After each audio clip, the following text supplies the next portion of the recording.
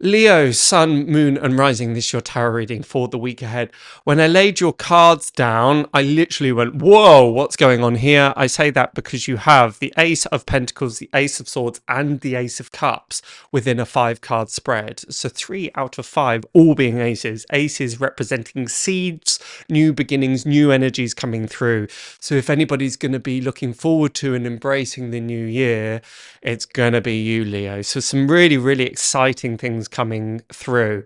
Not a bad time then to be thinking, well, what do I want to cultivate? What seeds do I want to plant moving ahead?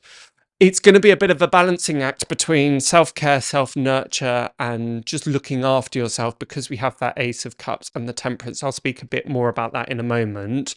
So it's not that you have to get too caught up in, right, what am I going to do next? What am I going to do next? Because you do need to do that from a place of respite. Great example here is, sometimes when you're in the bath, you have your best ideas, your best insights. So it's coming at it from a place of rest rather than pulling out all of your pulling out your journal and thinking, right, I've got to do this, I've got to do that. It's not about attacking anything. It's much more being in the receptive nature. It's a little bit like kind of bit of a weird way to say it, but hell, let's go for it. It's a little bit like being a receptor for those seeds rather than kind of sowing those seeds, so to speak. So it's not that you have to kind of action anything right now. It's just this, what are the new things that I want to embrace, the new things that I want to, start moving towards. But very, very exciting. And it's, how are you going to catch that momentum? Because it's a little bit like a draft coming through a house. It's blowing the winds of change in here for you. So don't try and just stick with the old, same old, same old. It really is about embracing the new, with that combination of the Temperance and the Ace of Cups, much like I said to Aries, if you've watched their video, it's where is our spirituality lying? Temperance, as much as the Hierophant that was in the Aries video, is the spiritual, not necessarily the leader, but it's the spiritual nature of things. And it's also a reminder that soft and gentle is sometimes the best approach. Again, there's a bit of an overlap between you and Aries in terms of sometimes with a fire sign that can be a bit gung-ho and want to go in all guns blazing, and that's not always the best approach. Sometimes the best approach, as I said right at the beginning, is being in a receptive place rather than an active place. So it is a reminder of balance. Really bring back in the balance into your life. I see the Ace of Cups as a real zoom up to the card that the angel is holding in the Temperance card, and the Ace of Cups being around new love, nourishment, self-care, filling up our cup. So what is it you find most nurturing, as tempting as it may be to completely slob out this week and watch endless reams of Netflix and whatnot? Actually, is that the most conducive thing for you to do that is self-care? Or actually, is it about reconnecting with your spirituality, reconnecting with your health routine, reconnecting with whatever it is that nourishes you? That should be where the main placement lies, particularly as we have, can all be great news, we've got the Devil card here. Now, the Devil card seems to be playing out in a few ways. Partly, it might just indicate that you're feeling a bit knackered and you're feeling a bit worn out. The Devil card represents the material world, so health and wealth, but being bound to that. So you may feel 180 years old this week. So again, that's why this weight or this prominence is around self-care and nurture. So please, please, please make that your priority. So it may in part just talk about feeling a bit worn out as we enter into the end of the year, and perhaps a little bit bruised as well, or feeling that it might have been a bit of a tough year. It is also a little bit of a reminder, and again, I said this to the Aries sign of and being both fire signs, it's unsurprising, but just being mindful that this isn't just a materialistic kind of celebration or festive break. Yes, it's great to do the gift of giving and be generous and want to share in all of those joys, but not if that's what it's the only thing that it represents to you. The devil card, his mudra, this mudra that he holds in his hand, is effectively denying that there's anything greater, there's anything above us, there are any greater powers at play. His mantra really is, all you see is what you get. He would like to kind of draw you into this mindset that, you know, it's just about the material world. It's not only being materialistic, but also forgetting why you're doing things and your morality at play. So yes, it's a great time to indulge. Yes, it's a great time to luxuriate, but don't allow it to just be about that.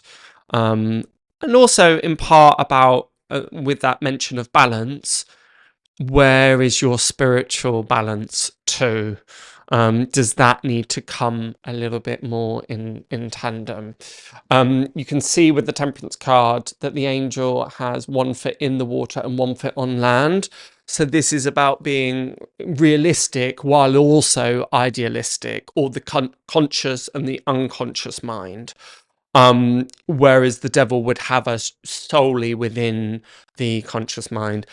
It's interesting that the Ace of Pentacles comes just before the Devil card. So when I turn those over in tandem, that talks very, very much about the materialistic world, and the things that we're going to want to achieve, and our Christmas bonuses, and it being about avarice, rather than that combination of the Temperance and the Ace of Cups. This is certainly the antidote towards the Devil and the Ace of Pentacles. It doesn't mean the Ace of Pentacles is necessarily a bad card within this. It's just, again, all about balance. Yes, we can have material resource and the need for that, but don't just allow that to be the only place where your focus is. But it's great to see it ending on the Ace of Swords. As I say, new ideas, new plans, really good time to be journaling, not writing a to-do list, but rather just a point of reflection. So we may be able to kind of clear out the cobwebs and declutter, mentally declutter, so that we can kind of enter the new year with a clear head, with new ideas, with a new perspective. Are you making time this week to, you know, very often, I'm speaking from personal experience, usually the thing I want to do is just down tools and go, ugh, and just slob out. And yes, there is value in that for sure. But also we do need to do a bit of a filtration of the year that's come, and assimilation and integration of everything that has passed.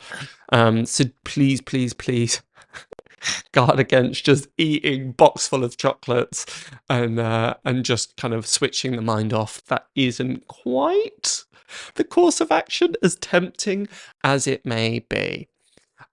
Finally, the Temperance card is often the messenger from spirit. A really nice time to just connect with loved ones who may be passed, ancestors. There's a point of reverence to those that are no longer here and with us. And again, that might just be our spirit team, our spirit guides, our angels, our helpers, our loved ones.